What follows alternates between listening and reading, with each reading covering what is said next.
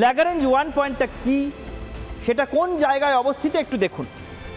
এই যদি আমাদের পৃথিবী হয়, এই গ্রাফিক্যাল রিপ্রেজেন্টেশনে যে পৃথিবী দেখতে পাচ্ছেন, সেই পৃথিবী থেকে সূর্যের দূরত্ব, এই দূরত্ব 15 কোটি কিলোমিটার গড় দূরত্ব। বছরের নানা সময় এই দূরত্ব কিছুটা কমে বাড়ে।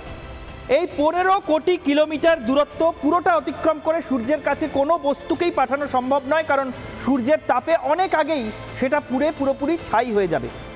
সেই জন্য যতদূর পাঠানো সম্ভব ততদূর পর্যন্তই উপগ্রহ পাঠানো হয়েছে, এবং সেইটা হলো সূর্য এবং পৃথিবীর এই যে মাঝের দূরত্ব, তার মাঝের 1% দূরত্ব, অর্থাৎ মোট দূরত্ব 15 কোটি কিলোমিটার।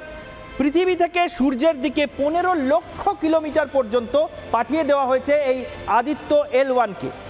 এই সেই দূরত্ব, এই জায়গাটা যেখানে এই যে 15 লক্ষ কিলোমিটার পৃথিবী থেকে সূর্যের দিকে 15 লক্ষ কিলোমিটার, এই পয়েন্টকে বলা হয় ল্যাগারেঞ্জ 1 পয়েন্ট। এই পয়েন্টে, এই বিন্দুতে, এই কাল্পনিক বিন্দুতে পৃথিবী এবং সূর্য দুদিক থেকেই আকর্ষণ সমান, সেই জন্য কোনো বস্তু সেখানে স্থির থাকতে পারে। যদি পৃথিবীর দিকে থাকে তাহলে পৃথিবীর আকর্ষণে পৃথিবীর দিকে ফিরে যাবে সেই বস্তু। যদি আরও বেশি সূর্যের দিকে এগিয়ে যায় তাহলে সূর্যের আকর্ষণে সেটা সূর্যের দিকে ছুটতে শুরু করতে পারে। এইটা এমন একটা জায়গা যেখানে পৃথিবী এবং সূর্য দুদিক থেকেই আকর্ষণটা সমান, তাই এখানে উপগ্রহ পাঠানো হয়। কিন্তু এই পয়েন্টকে মহাকাশ বিজ্ঞানীরা আনস্টেবল পয়েন্ট বলেন। এখান থেকে যে কোনো সময় সামান্য 19-20 হলে যে কোনো বস্তু, উপগ্রহ, মহাকাশযান ছিটকে বেরিয়ে যেতে পারে। সেই জন্য এই ল্যাগারেঞ্জ পয়েন্টকে ঘিরে ঘুরতে থাকে উপগ্রহগুলো। আদিত্য L1ও কিন্তু ল্যাগারেঞ্জ পয়েন্টকে ঘিরে ঘুরছে, এবং সে লাগাতার সূর্যের দিকে মুখ করে, পৃথিবীর দিকে নয়, সূর্যের দিকে মুখ করে সূর্যের ভেতরে ঘটতে থাকা নানা গতিবিধি, অতিবেগুনি রশ্মির প্রভাব এবং পৃথিবীর আবহাওয়া, জলবায়ু ইত্যাদির ক্ষেত্রে সূর্যের মধ্যে যা কিছু চলছে তার কখন কি প্রভাব হচ্ছে সেই নিয়ে ছবি তুলছে, তথ্য বিশ্লেষণ করছে। মোদ্দা কথা এই, এবং এই কারণেই কিন্তু আদিত্য L1কে এই ল্যাগারেঞ্জ 1 পয়েন্টে পাঠানো হয়েছে।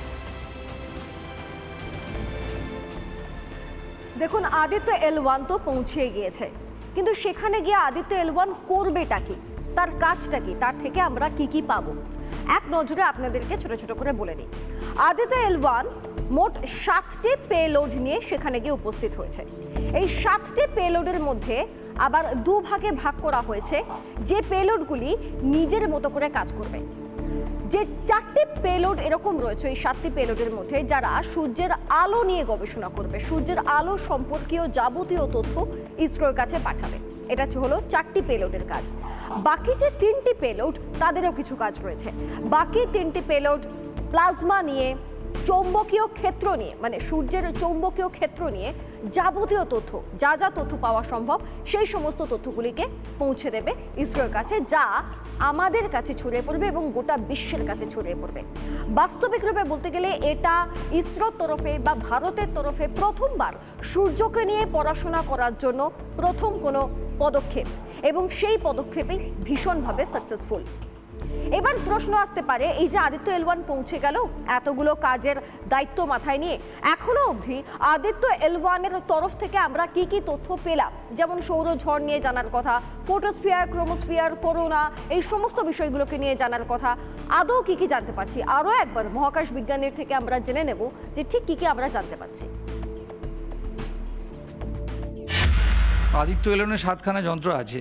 ম্যাপ বলে যে যন্ত্রটা আছে, ম্যাগনেটিক ফিল্ডের ডিস্টারবেন্স, প্লাস হেলিওস বলে যে যন্ত্রটা আছে, হাই এনার্জি এক্স-রে, যে যন্ত্রগুলো এক্স-রে আসছে কন্টিনিউয়াসলি, সেইগুলোকে ডিটেক্ট করছে এবং রিলিজও করেছে যে হ্যাঁ যন্ত্রগুলো কাজ করছে।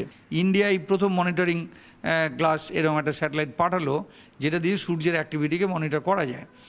তো কী কী জিনিস অবজারভেশন হয়েছে এ পর্যন্ত, অ্যাসপেক্টস বলে যে যন্ত্রটি আছে সেটা হচ্ছে ইলেকট্রন এবং প্রোটনের মানে ভেলোসিটি মাপা। পাপা বলে যে যন্ত্রটি আছে সেটারও প্রোটন এবং হায়ার এনার্জির রেজাল্ট মাপা, মানে ভেলোসিটি কত। তারপরে সুইট বলে একটা যন্ত্র আছে।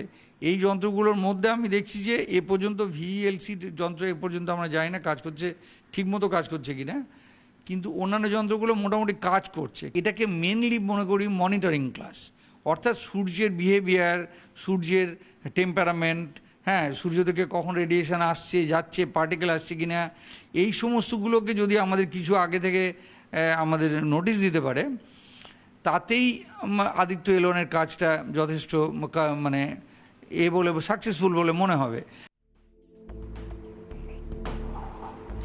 মহাকাশ বিজ্ঞানী সন্দীপ চক্রবর্তী আরও স্পষ্ট করে ব্যাখ্যা করলেন ঠিক কী কাজ করতে আদিত্য এল1 সূর্যের দেশের দিকে রওনা দিয়েছে। আসলে সূর্যের সঙ্গে আমাদের সংযোগ কিন্তু অনেক পুরনো। সনাতন শাস্ত্রে সূর্য নিয়ে যা কিছু রয়েছে, সূর্যের সঙ্গে আমাদের যা কিছু সংযোগ ব্যাখ্যা করা হয়েছে, তার সবটা পুঙ্খানুপুঙ্খ আমরা সবাই না জানলেও আমরা কিন্তু দৈনন্দিন জীবনেও টের পাই যে সূর্যের সঙ্গে আমাদের উৎসব, অনুষ্ঠান, জীবনচর্যা, জীবনাচরণ সব কিছু কতটা সম্পৃক্ত। সূর্য প্রণাম মন্ত্র ঘরে ঘরে অনেকেই জানেন। আমাদের যোগাভ্যাসের মধ্যে রয়েছে সূর্য প্রণাম নামের এক ধরনের যোগাভ্যাস। সেটাও আজকাল যোগের প্রয়োজনীয়তা সম্পর্কে উপলব্ধি যত বাড়ছে, মানুষ ততই সূর্য প্রণামে অভ্যস্ত হচ্ছেন। শুধু তাই নয়, ছট পুজো এই দেশের একটা অত্যন্ত বড় উৎসব। বিশেষ করে বিহারের বাসিন্দা যারা, তারা ছট পুজোয় বেশি করে অংশ নেন এবং এই ছট পুজো সূর্যেরই উপাসনা। সূর্যের উপাসনা, প্রকৃতি উপাসনার নানা রূপ, প্রকৃতি উপাসনার যে বিভিন্ন রূপ রয়েছে তার মধ্যে সূর্যের উপাসনা এই দেশে অত্যন্ত জনপ্রিয় এবং অত্যন্ত প্রচলিত একটা বিষয়।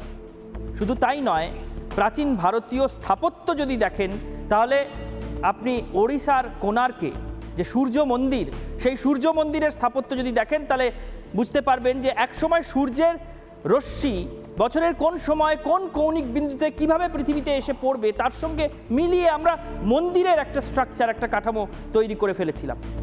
সেই সূর্য মন্দির কোণার্ক এখনও অত্যন্ত পর্যটন আকর্ষণের বস্তু।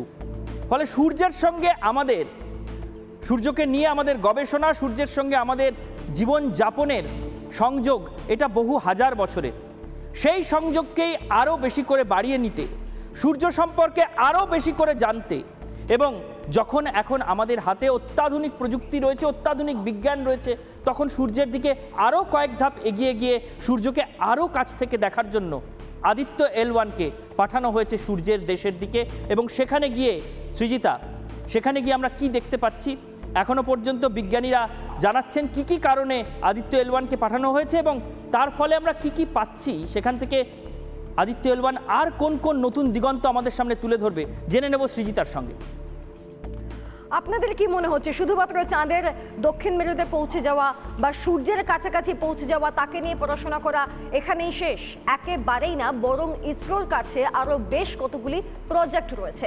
তার মধ্যে বেশ কয়েকটি গুরুত্বপূর্ণ প্রজেক্ট আমরা বলতে পারি, যেটা নাসার নিজস্ব রয়েছে, মহাকাশে একটা স্পেস, যেখানে সুনিতা উইলিয়ামসরা এই মুহূর্তে রয়েছে। আপনাদেরকে এই 9টার শোতেই আমরা জানিয়েছিলাম।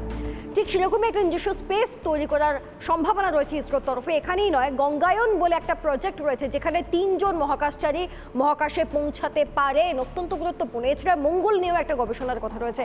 আমরা জেনে নেব ইসরোর চেয়ারম্যানের তরফ থেকে যে তাদের ঠিক কি কি পরবর্তী পরিকল্পনা রয়েছে। শুনুন।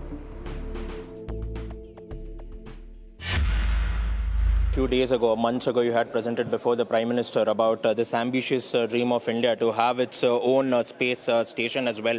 So what is it about, and when will we see that become a reality? So we have given a ambitious schedule to him that by 2028 we must have the first module going up there using our current capabilities.